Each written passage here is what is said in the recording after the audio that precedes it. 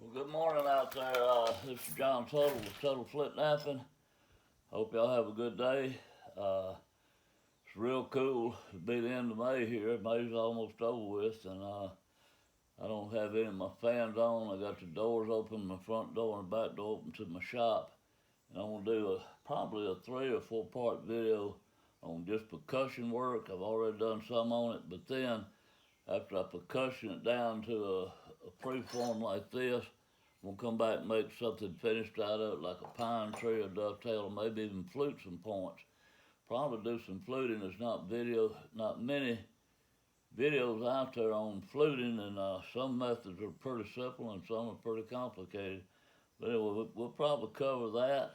And I'm gonna use my 2 favorite tools. I got a solid heavy copper bopper, and then I got the little light one I call Edbo after Eddie Main. He has a YouTube showing how to make these and using them, called EDBO, Flint Napping. But this is a PCV pipe with a little gas cap on the end of it. Simple to make, don't cost, very cheap, very reasonable. But anyway, we're gonna get started. And I've done these before, videos, and I've had people ask before, how thin can something be? See this razor sharp edge here, it's thick over here. It can be real thin on both sides to still continue to do percussion work. So anyway, we're gonna get started, and I'll title these later on after we do the video on them. Also, I have a lot of folks ask me if I sell anything. I do. I sell finish points. I sell preforms that are real thin. I can thin them to different stages. I sell spalls like this. I sell rawhide for backing bows. I sell a lot of things. And if you're interested in seeing what I got or ask me, I might have it. Just go to my Facebook page. It's John Tuttle, Tuttle. And it's just that simple, and send me a personal message and I'll answer it. It might be the next day before I answer it, but I will answer it. So anyway, let's get on with this. And I appreciate it if you like my videos and share them with other people, let other people know about them. But I'm using I don't know, let me see what size this thing is. I'm rambling and talking, I ain't paying attention. This is a 2-inch gas cap, and on this one, and we're gonna work this thin edge down and run flakes across it, just to show you something that thin. All right, we can see how thin this is. This is just razor blade thin. And I'm gonna run flakes across it. I'm gonna dull this edge. We'll come into it like this. And I'm coming straight into it when it's real thin. But if you go down, it can't take that force. It'll break on you when it's as thin as this is right in here. Now the rest of this rock is thick. I'm talking about this super thin area right in here. Okay, now, I'll take the small one and come straight in. And these flakes are running, I don't know, half an inch. And here's a good one here. This one run probably an inch. Now I'm gonna go back because I got some convexity built up now. And I'm gonna hit on these and just run just a little ways. You gotta grind hard on it when it's real thin. And I want you to look at this. That plate went right through there. That's how thin the edge was it come off of. But I built a little convexity up, and by that what I mean. I started out hitting like this, and I started getting some little short plates running. And then I come back and I built them up thick. Now I'm gonna reduce down to, this is actually the size I needed. This is a 1-inch cap, and with the thickness of this. Now when you use these hollow boppers, it took me a pretty good while to get used to them, but I love them. The main thing is picking the right size. I've got them all the way up to 3 inches. I don't have any of the big ones here, but as you get it thinner down and you reduce the sizes, you need to start reducing the size of your billet. And you can tell when you got a bigger one and all of a sudden it's not running flakes like it's been running. It's just not doing right. So let me reduce down to a smaller size, and all of a sudden the flakes go shooting across again. But this flake went over halfway. I'm gonna raise up the edge right here just a little bit, and you don't have to do a lot of grinding using these. Just unless it's a super thin edge, you want to make sure you grind it as best you can because it's already real thin. It's not very strong. We're thinning the base on it now.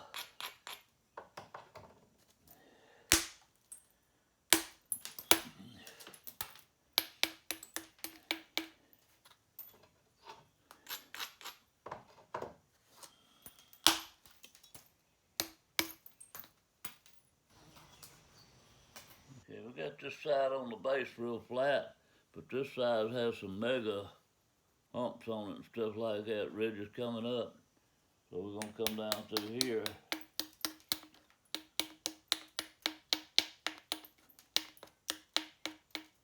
and raise this edge up. Set me a good platform up.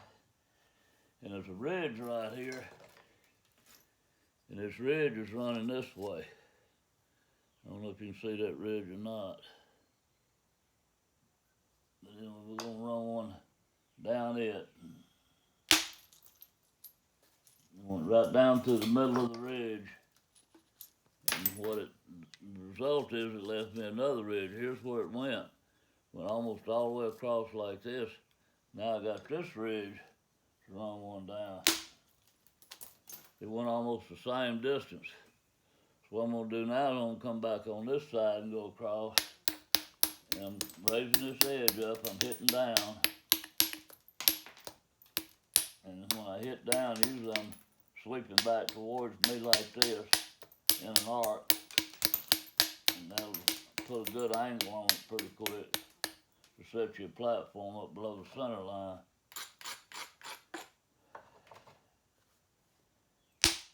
When I say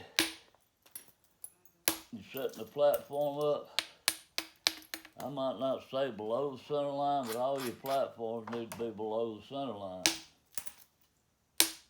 There might be one or two you want above it, but 99.9% of them need to be below the center line. All right, now we're going to come back and thin the base. I'm going to kind of round it, maybe start shaping the base.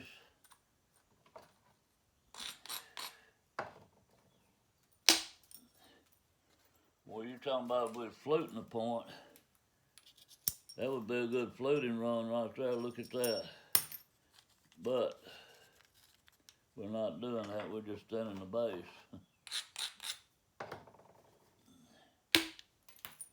Another good one. Okay, that's looking pretty good. So I'm gonna sit there and look at this. This side is pretty flat. I got a big ridge running right through here. This is the point, and I'm gonna round this off anyway. So I'm gonna set me up a platform and run it down that ridge, sort of like that one I did on the other side. I said if it was fluting, it'd be a good fluting removal. I'm just going to sit here and put a little more convexity on it right now. Now I'm coming back and building it up. Alright, I got a platform run through here. The platform isn't quite as level as I would like for it to be. But anyway, I'm going to come back this way, so this will do. Alright, being level, not quite as level, I had to hit it hard a couple of times, but that flake run right up through there. Now I'm gonna hit on this one. I got me a platform here and come back the other way. Let me grind it. Kind of pushing a little dip out right there is what I'm doing, so my billet get in and hit. And that one went that way. So she's starting to shape up pretty good now. It'll help if I put my glasses on, my safety glasses, and also my reading glasses for seeing up close.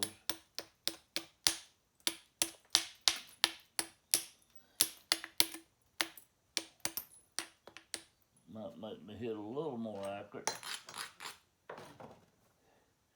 Now, I'm going to remove this using this billet. It took a nice flake out. It took another nice one out. But it's time, looking at the size of it, the thickness of it, is to drop down to a smaller size billet, one that's not quite as heavy. And you make the handles as long as you want on these things, whatever's comfortable to you. You want to handle this long, you sway way out here. That's comfortable, and that's your best way of being accurate. I kind of like mine a little shorter than a hammer handle. This is probably the longest one I got right here, but you can choke up on it. So okay, I'm gonna try to even everything out on this side. Boy, that's a great flake, another great flake, another one, and another one. Now what you'll notice, if you use these billets and learn how to use them, what you're gonna find out is that you don't have to hit near as hard if you got the right size. And believe it or not, as you reduce down on your size, I'm hitting not as hard as this little one as I did with that big one. Watch this. I'm just barely coming down and tapping it, and I'm running those flakes halfway across. And when you don't have to hit as hard, your accuracy gets a lot better.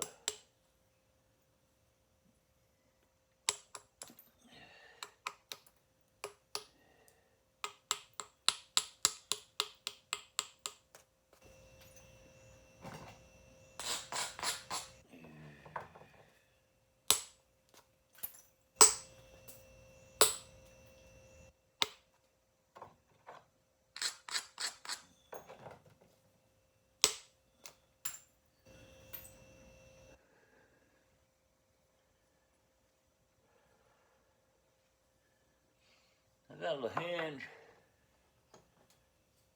I'm going to fill it in with this pencil mark, hoping you can see it. But that's a hinge going that way. But I got a ridge coming this way and this way to take it out. And I'm going to take it out, and I'm probably going to quit on this one and come back tomorrow or later on and finish this series of videos, and I'll make something out of this one.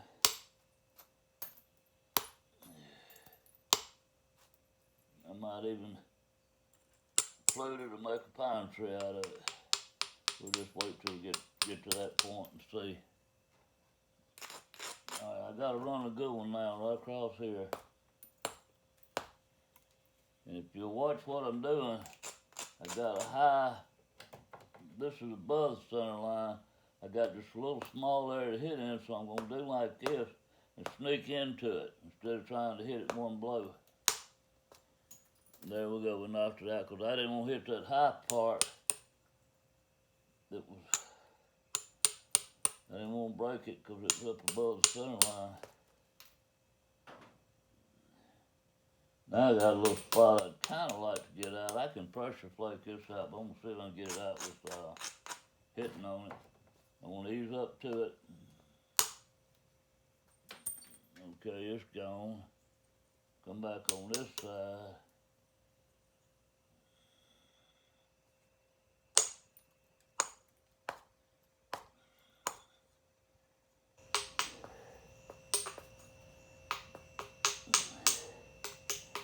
Now when I did this, I was just wanting to trim the edge off. I want to come in and barely skim the edge to get a little convexity.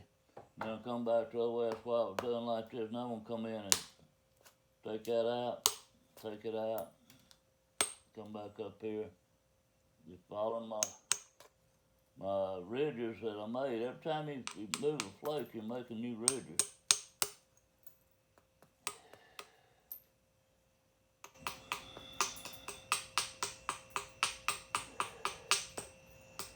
I'm just trying to barely scrape this edge.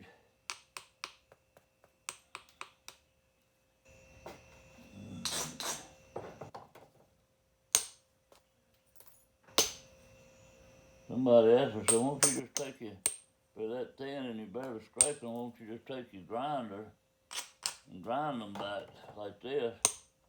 But what that does, when I grind them back, it makes that edge so strong and thick that I gotta hit it real hard. If I don't hit it just right, it's gonna snap that point in two. I'm gonna end up with two parts instead of one I'm working on.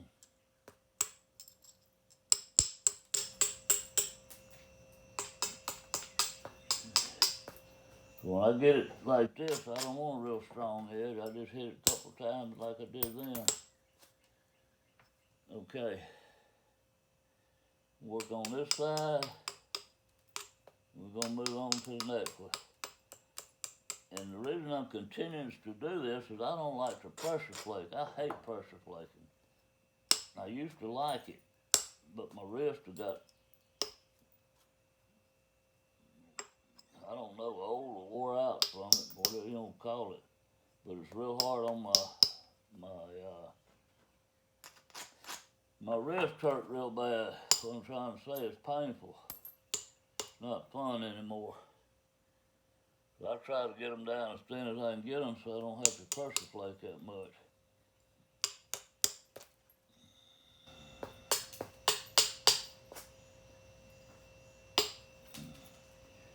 Okay, this one's ready. And it's thin and we still might flute it. Like I say, I'm gonna decide on these what I'm gonna do tomorrow. Now I'm gonna go on to the next one, and this will be part one, and the next one will be part two.